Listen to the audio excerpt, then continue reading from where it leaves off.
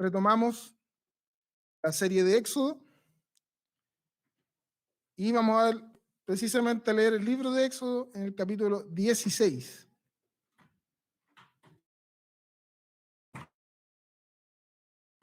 Éxodo 16, el segundo libro de la Biblia es Éxodo, ¿ya? Capítulo 16. Y vamos a leer los primeros 3 versículos. Me siguen en la lectura, dice así la palabra del Señor. El día 15 del mes segundo, después de su salida de Egipto, las ollas de carne y comíamos pan hasta saciarnos. Ustedes nos han a este desierto para matarnos de hambre a todos nosotros. Gracias, Jana.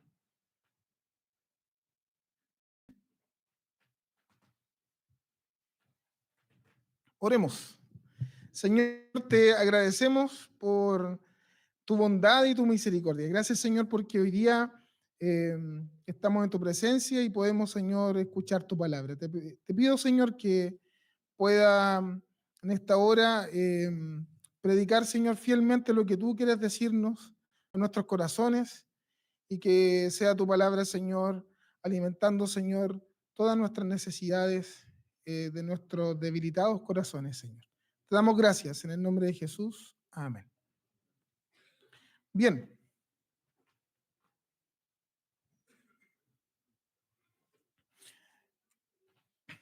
Estamos en el sexto sermón de esta serie, que tiene por título Quejas o Gratitud. En realidad, quejas o gratitud, eso es así el título del sermón del día de hoy. Y este sermón está comprendido entre el Éxodo capítulo 15 del verso 22 hasta el capítulo 17, versículo 7. Así que vamos a exponer cada uno de los versículos en esta mañana. Tenemos como para unas 4 horas y media, ¿ya? No, mentira. Entonces, estos casi 3 capítulos, ¿ya? Comprenden la historia que es más o menos conocida por nosotros, ¿cierto? El pueblo de Israel, y haciendo un poquito de resumen de lo que ha pasado hasta hoy día, el pueblo de Israel había cruzado el Mar Rojo. ¿Se acuerdan el último sermón del pastor Vladimir? Habían cruzado el Mar Rojo y lo cruzaron en seco. El Señor había hecho prodigios, hay un milagro, había abierto el Mar Rojo y ellos habían cruzado en seco y escapando de el ejército egipcio, y luego de que ellos pasaron, los egipcios murieron en el mar. Esto más o menos lo que pasó, y recordemos que este pueblo había sido liberado de la esclavitud de Egipto para ir a vivir a una ciudad, a un lugar que el Señor les había prometido, a un lugar que el Señor les prometía donde tendrían una mejor vida, no una vida de esclavitud. Entonces habían experimentado la gracia, el poder de Dios en la salida de Egipto. No vivieron las plagas, no murieron sus primogénitos, no murieron en manos del ejército egipcio que iba a su acecho. Por el contrario, cruzaron el Mar Rojo en seco. En esta sección entonces veremos el lado más oscuro del corazón de los israelitas. A pocos días de vivir la abundancia de gracia y de poder de la manifestación gloriosa de Dios, comienzan a vivir escasez. Y por ahí hay una frase que más de alguna vez hemos escuchado, en más de alguna ocasión hemos oído, que pongan a alguien en apuros o en aprietos y van a ver quién realmente es. Este sermón busca más allá,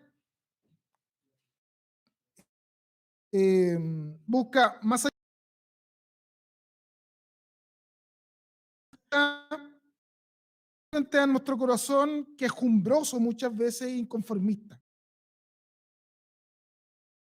En esta sección del Éxodo que les decía, que está entre el capítulo 15, 22 hasta el 17, 7, se nos presentan en 3 oportunidades 3 quejas del pueblo de Israel contra Dios, contra Moisés, pero también particularmente contra Dios. En el 15:24, perdón, dice: comenzaron entonces a murmurar en contra de Moisés y preguntaban: ¿qué vamos a beber? El 16: Allí en el desierto, toda la comunidad murmuró contra Moisés y Aarón. Y el 17, verso 3, pero los israelitas estaban sedientos y murmuraron contra Moisés. Entonces, revisaremos cada uno de estos 3 episodios en que el pueblo de Israel no tan solo murmura, sino que se queja contra Moisés, Aarón, pero particularmente contra Dios. Entonces, en el capítulo 15 y en esta primera parte, veremos qué vamos a beber, que fue la pregunta que se hicieron los israelitas. Versículos 23 y 24. Y cuando llegaron a Mara, no pudieron beber las aguas de ese lugar porque eran amargas. Por eso le pusieron el nombre, por nombre Mará. Allí el pueblo murmuró contra Moisés y dijo, ¿qué vamos a beber? Pongámonos en contexto. Han pasado 3 días, nada más que esto, 3 días desde que el pueblo de Israel había cruzado el Mar Rojo. Incluso recordemos lo que había pasado o cómo termina el capítulo 15, en la primera parte del capítulo 15. Ellos habían sido librados de la muerte en manos de los egipcios y cantaron al Señor. Reconocieron el poder y la maravilla de Dios. El Señor es mi fortaleza, mi cántico. El Señor es mi salvación. Él es mi Dios, yo lo alabaré. Él es el Dios de mi Padre, yo lo enalteceré. Esto es lo que cantaba el pueblo de Israel. Hace 3 días atrás solamente estaba cantando al Señor por la manifestación de su gracia, por la manifestación de su gloria. Hoy, 3 días después, no tienen agua que tomar. Y cuando caminan llegan a un lugar donde hay agua en abundancia, pero es agua amarga. Esto produce no tan solo que el pueblo se quejara contra Moisés, sino que también en el corazón de los israelitas también se llenó de amargura. Entonces, cuando miramos esta escena y cuando evaluamos esta escena, es muy probable que nos situemos en una posición moralmente más elevada, ¿cierto? Y digamos, y veamos que Israel hace muy poco, y en verdad muy poco, solo 3 días, alababa al Señor por su poder, por su favor, pero es innegable, hoy día, haciendo una evaluación, es innegable que habían perdido la perspectiva del Dios real y poderoso.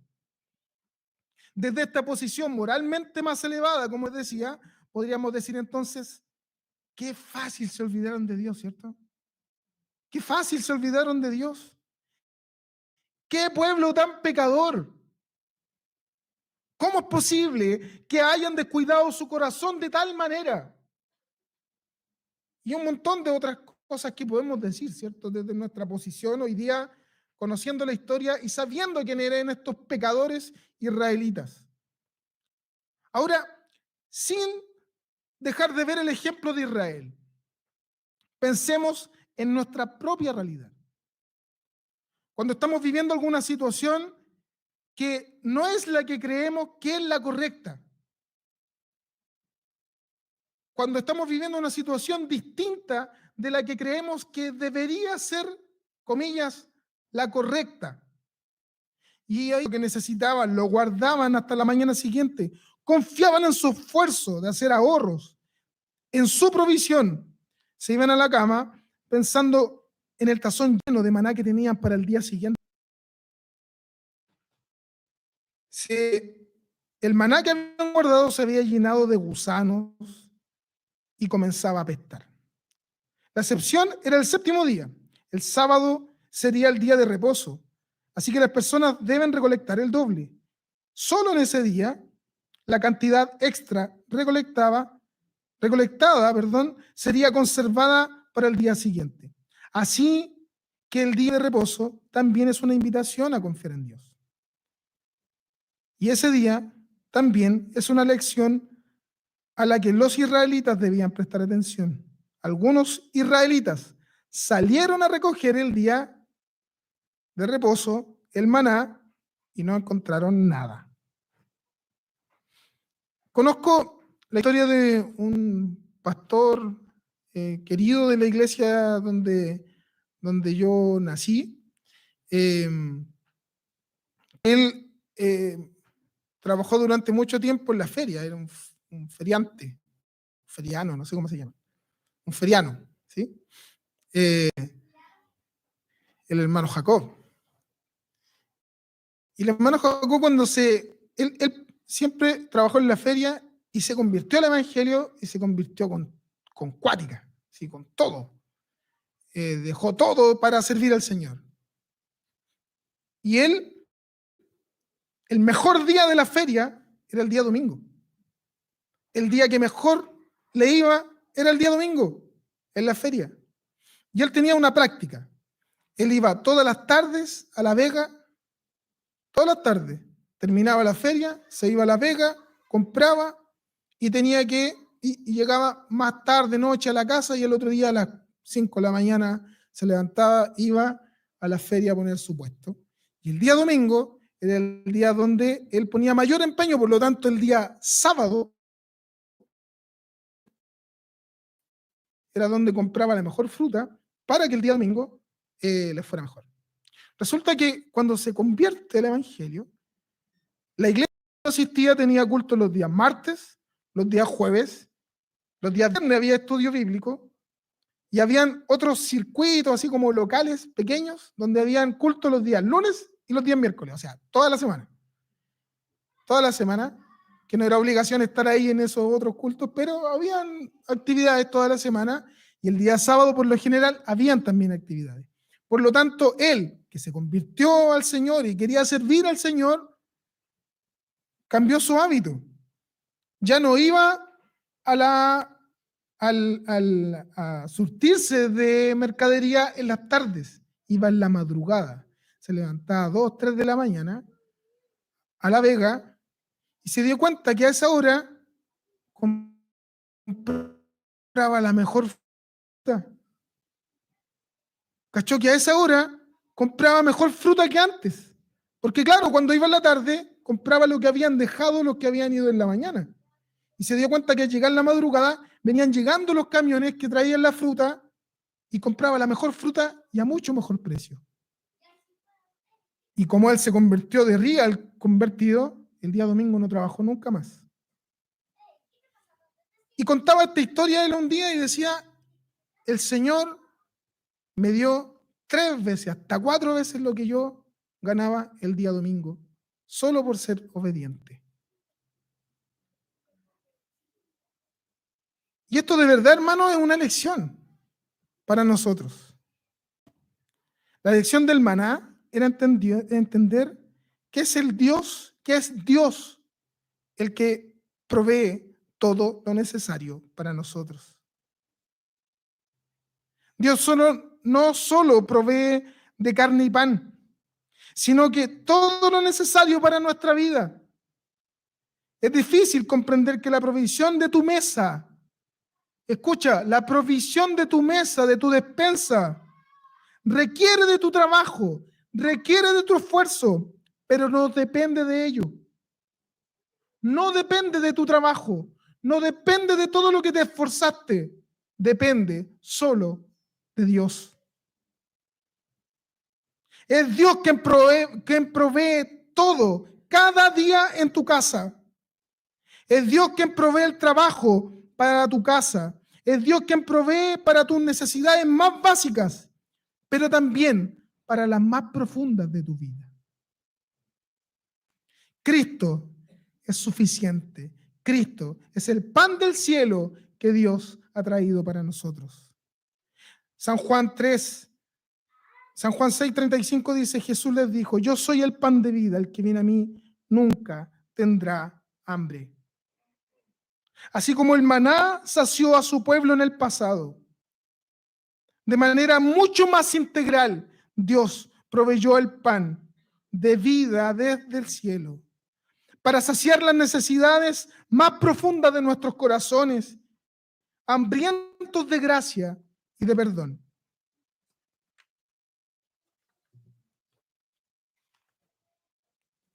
Esto es de gran ayuda cuando estamos en medio de una crisis. Jesús dice, por tanto, no se angustien por el mañana, el cual tendrá sus propios afanes. Cada día tiene sus problemas. Jesús nos dice, yo me ocupo del mañana. Yo me ocupo de lo que vendrá mañana. Ahora la pregunta ¿es Cristo suficiente para nosotros? ¿Es Cristo suficiente para nosotros?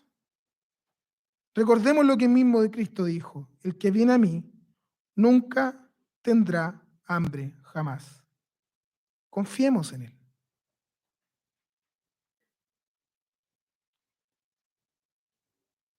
La tercera parte de este sermón dice, vinimos a morir de sed. Otra vez. Otra vez el pueblo reclamando, capítulo 17, verso 3. Pero el pueblo tenía sed y murmuró contra Moisés y dijo, ¿para qué nos hiciste salir de Egipto? ¿Para matarnos de sed a nosotros, a nuestros hijos y a nuestros ganados? Nuevamente se quejan.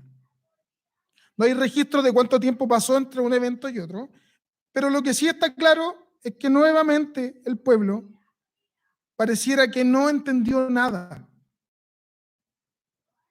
Es como si todo lo que viven fuera quedando literalmente en el desierto, ahí tapado de arena y muerto. Como que todo lo que han vivido no les sirvió de nada. Nuevamente tienen sed y se quejan contra Moisés por no tener que beber, cuestionando una vez más por qué Dios los había sacado de Egipto.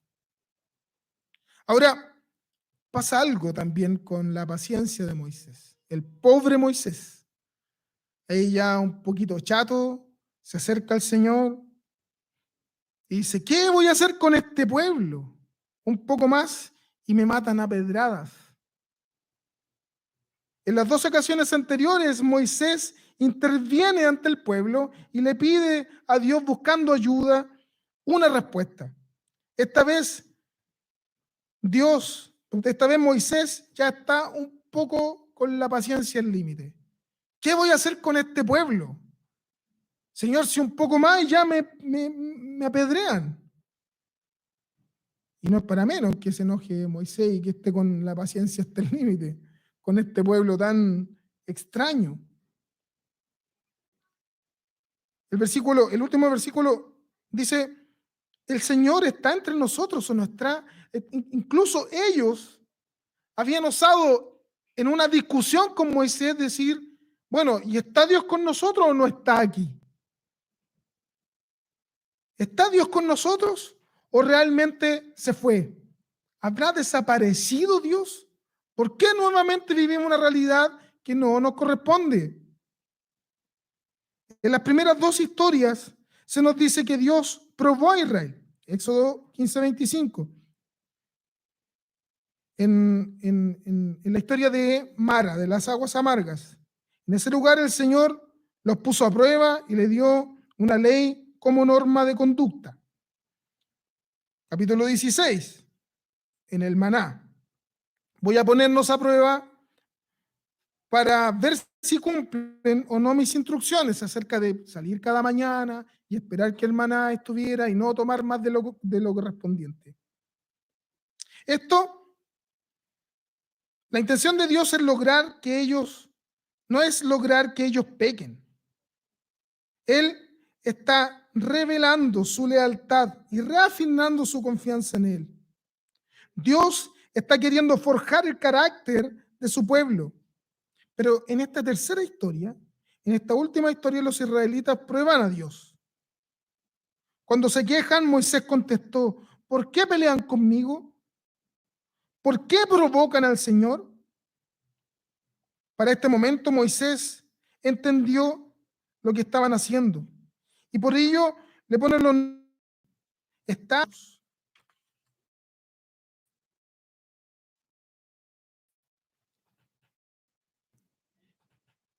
Vemos también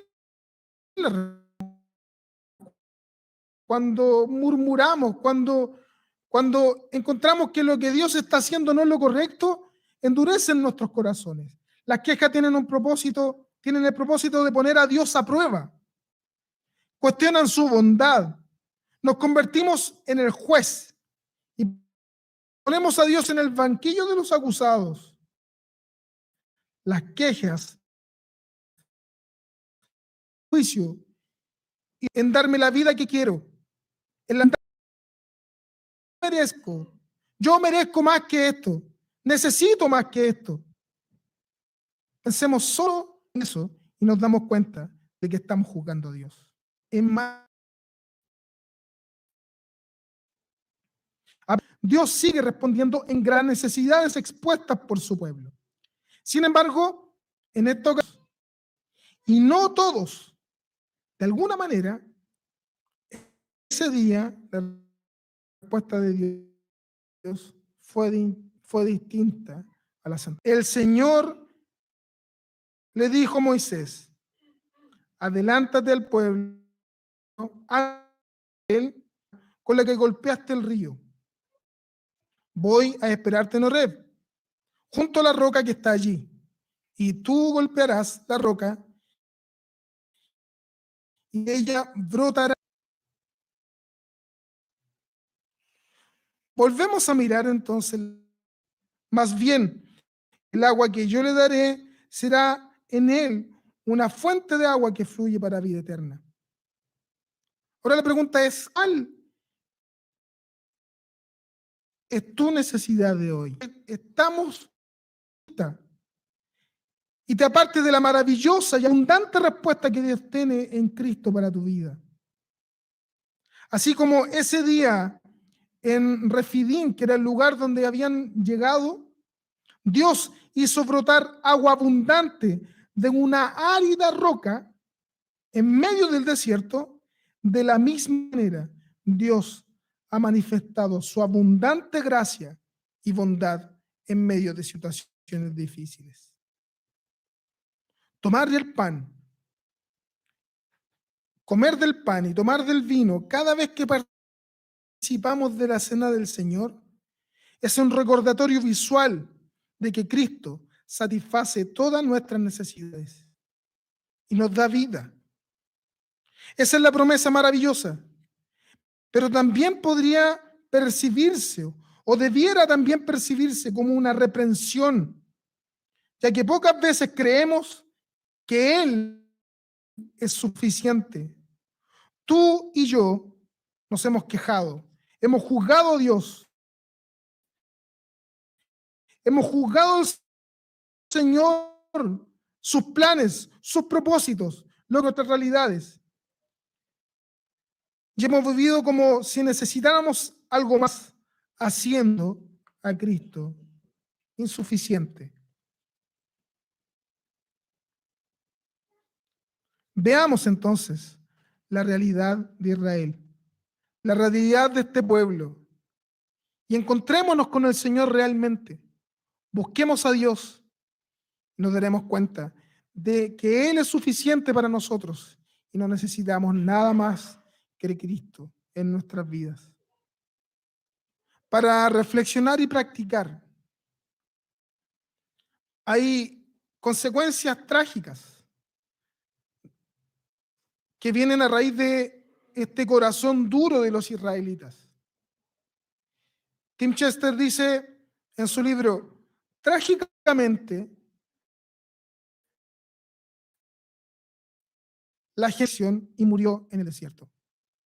Un tema central en la historia de las plagas es el endurecimiento del corazón de Faraón. La queja puede parecer poca cosa, pero contribuye al endurecimiento del corazón. Y un corazón endurecido nos lleva a la ruina. Cuando Dios provee de una manera que no concuerda con tus preferencias, con tus tiempos, ten cuidado, tendrás el deseo de quejarte. Toma esa oportunidad para confiar en Dios en lugar de ponerlo a prueba. De seguro hoy día estás diciendo, cuando escuchamos lo que Pablo decía en Romanos, pues tengo por cierto que las aflicciones del tiempo presente no son comparables con lo que ha de venir en el futuro. Probablemente pareciera que nuestra fe solo radica en las cosas futuras, en las cosas que van a venir, que incluso ni conocemos, ni en segundo plano. Sin embargo, la realidad es que el mismo Dios que mostró gracia en medio de la ingratitud del pueblo hebreo es el mismo Dios soberano que actúa en cada una de las circunstancias y momentos de nuestra vida. Incluso solo recuerda las innumerables veces que Dios ha estado contigo en momentos difíciles, que Dios te ha consolado en momentos de debilidad, que te ha dado de su gracia, de su amor, que te ha ayudado en momentos de dificultad. Si Dios no te dejó solo antes, si Dios no te dejó solo en el pasado, ¿por qué lo haría ahora? ¿Por qué tendría que dejarte solo hoy? Es el mismo Dios. Confía en Él. El verdadero descanso del alma no se encuentra en una vida libre de problemas. El verdadero descanso del alma se encuentra en contemplar la compasión, la gracia, el poder, la sabiduría. Es Dios quien da descanso para nuestras almas. Que Dios bendiga.